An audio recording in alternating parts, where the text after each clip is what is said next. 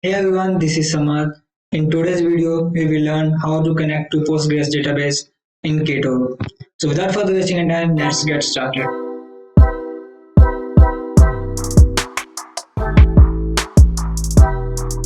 So welcome back.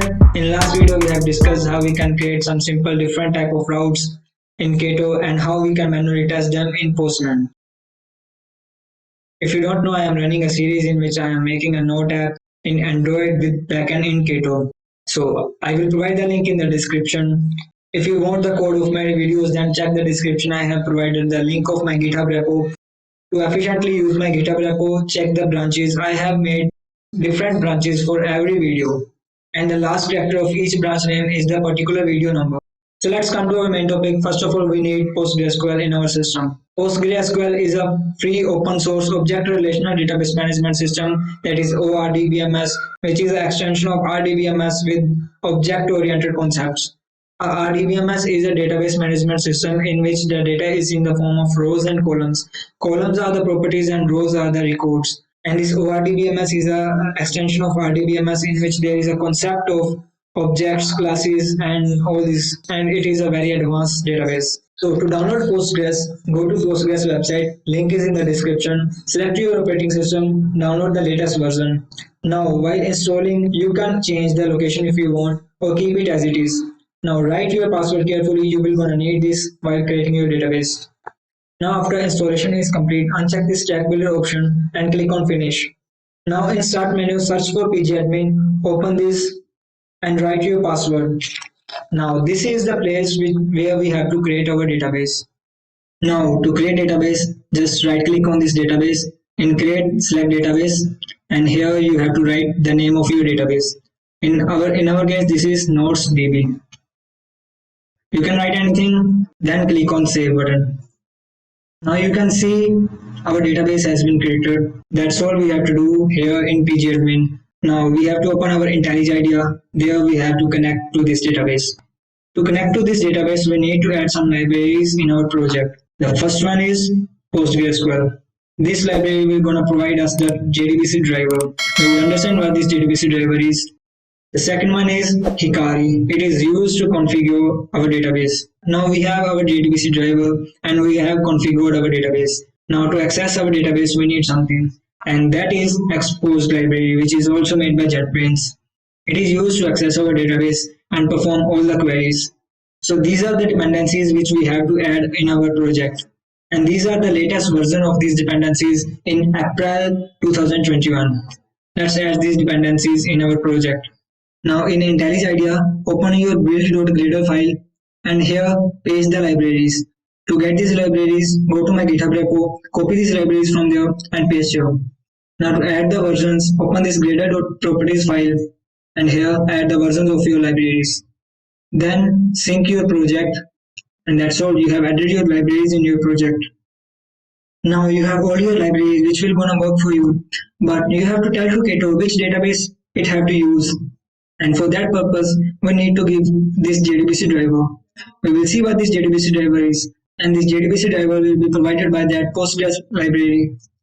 Now once we have this driver, we need a URL of our database.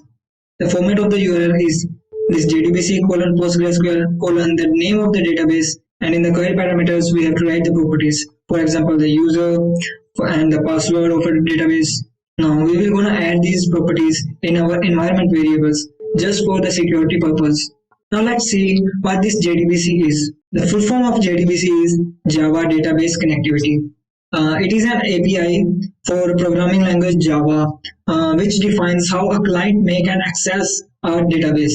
Yeah, it is clear from its name itself that it is used to connect Java to database, and our Cato is built on Kotlin, and Kotlin is at the last Java. Now, what this JDBC driver is? JDBC driver is a software component enabling a Java application to interact with the database. So it is clear from its definition that it made us able to interact with the database. What is this database URL? What is the role of this database URL? A database URL is a string that your DBMS JDBC driver uses to connect to database. It can contain information such as where to search for database, the name of the database to connect to, and the configuration properties. And in our case, our database URL will be this JDBC colon PostgreSQL colon our database name, that is whatever you have written over there. I have written the nodes DB, and the properties we have to add is this user is equals to Postgres, because our user is the Postgres, and the password, whatever you have written your password at the installing time. Now let's see how we can add these environment variables in our IntelliJ IDEA.